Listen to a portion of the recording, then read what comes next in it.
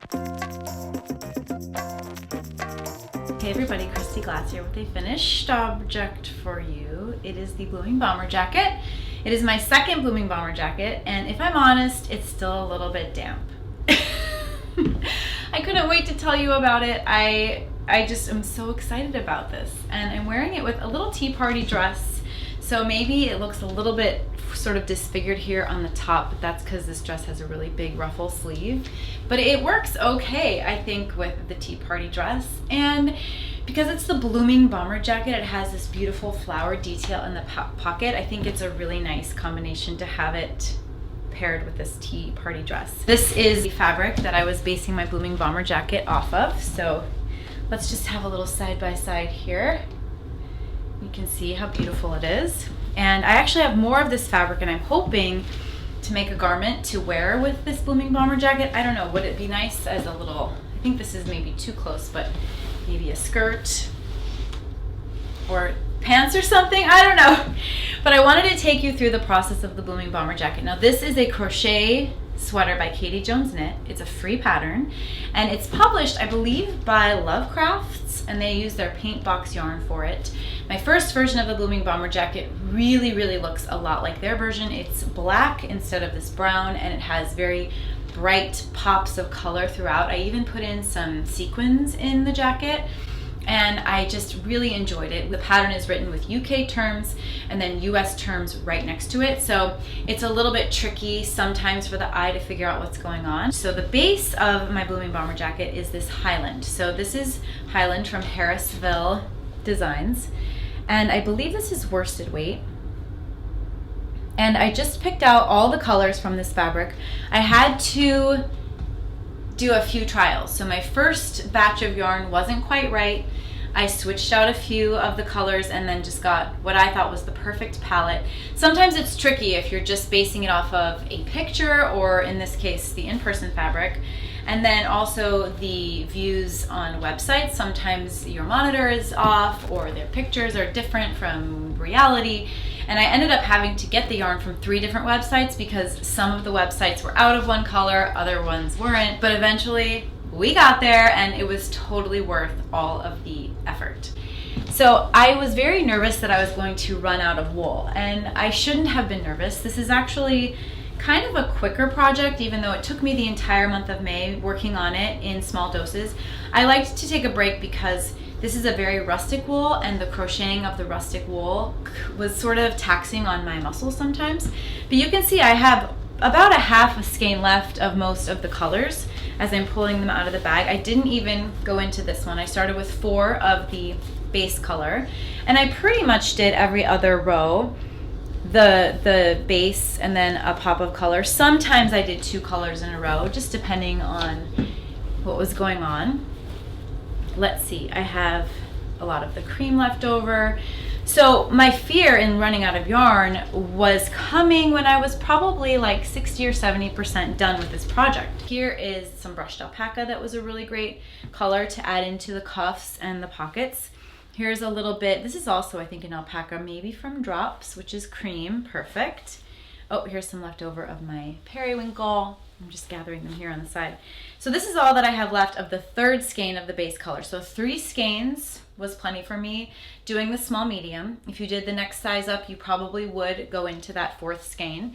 So this is just, I'm showing this to you if you decide to tackle it, that I really did have plenty of wool. So if you are doing medium large, you're probably going to be fine with 1 skein of each color, because as you can see, I have a ton left over, and I should not have worried at all about running out for the pockets and the cuffs. But I am really glad that I went that direction, because I think it adds a nice level of detail to what's going on here. So here are the mohairs that I used. I have some of the Concepts. Oh, the hook size I used was H, and I don't think I gauged for this.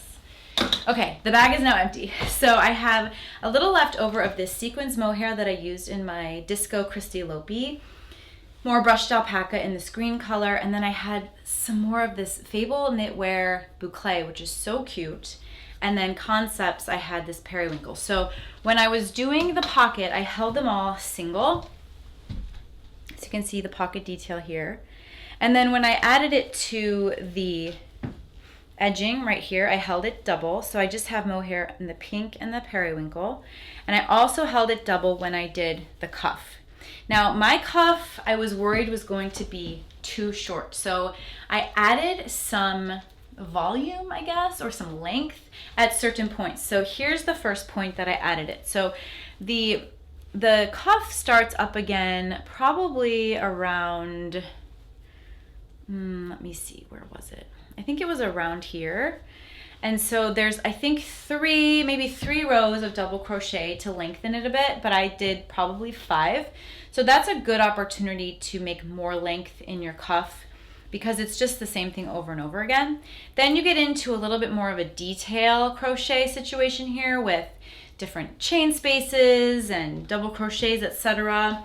So I just left that as it was. Now down here, with my first Blooming Bomber jacket, I was unsuccessful figuring out this pattern.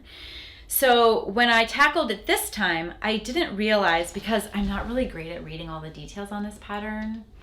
I'll talk about that in a minute because of the construction. I want to mention that too, so I'll come back to that. But I didn't realize when I got to these single crochet rows right here that was the beginning of this section.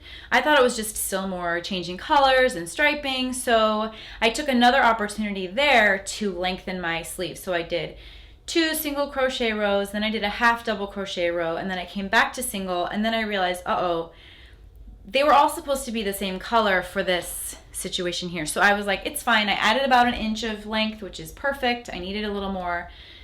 And then I tackled this. So this is so much easier than it seems to be written. So you just do 2 rows of the single crochet. Then when you get to this section, you single crochet along, maybe 3 or 4, and then you just make a bobble. So just like any crochet bobble, I think this was a triple, you just change the yarn to the color you want and triple crochet into the next stitch, I think 5 times. So a bobble usually means you do a stitch over and over again into the same stitch, and then you complete them to kind of come up in one little whoop. And I hope I'll put a video referring to that technique. But she references it in the pattern. It's something like, she uses the term. So read the term, go do some research on the internet to see how it's done, and then finish it. So the 3rd row is making the bobbles, much easier than it looks, and then you complete 4 and 5 with just the regular single crochet again. It's as simple as that. And then I decided to end with a contrasting little single crochet row. So that's where I added length in my sleeve because I needed it. Now let's talk about how the jacket is made. So it's so interesting because it starts in the armpit right here. So if you have any doubts that you are missing a color or don't have enough of a color, just put a color that you have plenty of that you don't care about in the armpit. So I did a ton of rounds just with my neutral because this is never going to show. Never going to show. So put it all in the armpit. The other tip I have for you is if you want your jacket to be uniform, do 2 at a time. So when I do that, I'll do like maybe 1 to 5 rows on one side, put it down. Then I go over to this side and do the same exact thing. And then I just keep alternating between the 2. And not only does it keep it uniform, because let's say your tension is one way one night and then it changes the next night. That's how I am. At least it will be loose on the same rows for both. Normally when I do something, if I just do 1 and then I do a 1 full thing and then 1 full thing, they will be different sizes. Like I guarantee you, because I think sometimes when I get to know a pattern and it gets in my hands, my tension either tightens or loosens, and so they're just different sizes, and then it's just a waste. So I highly recommend doing it 2 at a time. Here's the downfall on that. If you're just kind of cruising along and you kind of stop paying attention to the directions, because really all the directions are saying is what stitch to use as you're just going around and around this hexagon. Oh yeah, in the very first bit of directions, I believe there's something missing, which makes you only do a pentagon. It's a hexagon. Make sure you have 6 sides. I could be wrong, but I've reread it over and over and over again, and it seems like there's one tiny direction missing. 6 sides, okay? So that's the first thing. Second thing, as you're making this, there's a direction that says L fold, and it's very clearly stated that you seam up the shoulder, okay, which would be this right here. If you're doing 2 at a time, you think it means to combine them. For some reason, it means to do something with the 2. But keep in mind, this is only written to read all the way through for one side and then repeat the whole thing. So don't make that mistake, because I made it like 3 times, and other people doing our crochet along also did that. So when you get to L fold, that's taking, if you're doing it 2 at a time, fold them into an L shape and seam them by themselves separately, because then you're going to work a triangle. So you've gone from doing the 6-sided thing, 6 sides, 6 sides, 6 sides. You seam it up. Now you're doing a triangle shape. It's like 1, 2, 3, 1, 2, 3, 1, 2, 3. You do that for a while, and then you combine them. Okay? So come back and watch this video when you feel confused. After you've done the triangle for a while, then you're going to put the 2 sides together to form the back, which is this right here. Okay? So that's my tip for you. And after you've done that, then all you're doing really, I think, is edging. I think you're just doing edging, adding pockets, and doing the sleeves, the cuffs, I should say. So those are my tips, and it is such a fast, fun make. This is a piece that I wear all the time. I'm so excited to have another one in rotation, and it has such a different personality from the first one that it's going to be really fun to incorporate this in whole new looks and whole new outfits. Starting with this lovely dress, which I have had for a while now. I had plans to make something else to go with this dress, but here we are with the Blooming Bomber jacket, and it's perfect. As I was finishing the Blooming Bomber jacket, I really loved this periwinkle detail that kept popping out, so it's perfect with, I keep saying perfect, but it's lovely, with this little tea dress. And it's kind of a brocade, it's very whimsical. It has kind of a big poofy sleeve here, but it works still okay with the Blooming Bomber. And I have a little rose gold clog on, which I think brings it down. I think the Blooming Bomber jacket and the clog really bring it to a more casual level. And I've paired it with a pair of earrings that I made especially for my Blooming Bomber jacket. So this is my hero look, my favorite look of all. With most knitting and crochet creations that have multicolors, what I like to do is pull a color from that creation and have that sort of base the outfit, like ground the outfit. So I've chosen a yellow sundress because there is yellow in this Blooming Bomber jacket. This is the yellow, so it's almost the same shade. I think because it's a little bit lighter, then that's better than if it was brighter, because it's just kind of a nod. And look, when I hold it up, you can already see the yellow popping out to the eye. And this is a very summer look. I'm actually wearing this as I'm doing my summer travels. I feel like it's such a great day to evening, loose, like you can eat all the things on your vacation look. And if it gets cold, if it's cold in the morning or if it's cold in the evening, look what you have to throw on. I think it's perfect. I think it's so good. It's such a great piece to just have available to you. I mean, that's why it's a cardigan, you know, and it's crochet, so it's got a little bit of structure to it. And these blooms are just so springy and so summery. Even the detail here in the cuff, it's just such a nice tribute to the fun seasons when we get to go out and explore and be outside. So this is my second look for you. I am obsessed with it, and I'm probably wearing it right now. As you're watching this, I'm probably wearing this outfit actually. My next look has me in a really simple outfit that is fine without the Blooming Bomber jacket. I just kept my gold sandal on, added a pair of high-waisted, sort of wide leg white jeans, which are my favorite white jean that I own. White jeans are very hard to wear. And then I have this lovely little blouse that has flowers on it, and the colors really do reflect in the Blooming Bomber jacket. As you can see, there's a nice little periwinkle, pink, yellow, cream. It's all there. Isn't that so sweet? And then the little flowers. So I love the tie-in. You could absolutely change out the shoe for something else, and you could wear probably a solid denim, but just be careful that the blue denim doesn't really clash with the periwinkle you have here.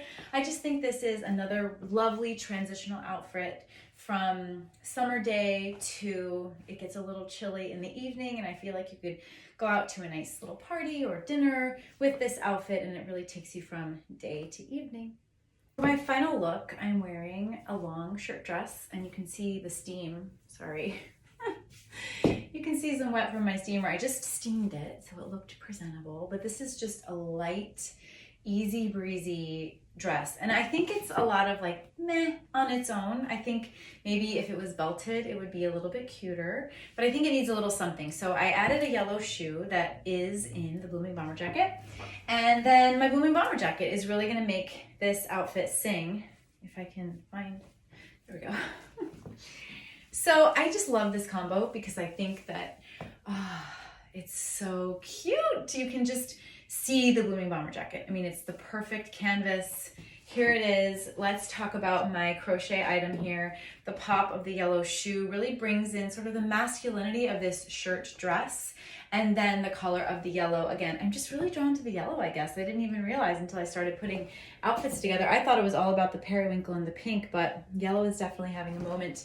Maybe I should have made my earrings in the yellow too. So many possibilities for the Blooming Bomber Jacket. Thank you so much as always for joining me here for another styling video. Happy styling your Blooming Bomber Jacket, and I'll see you next time. Bye.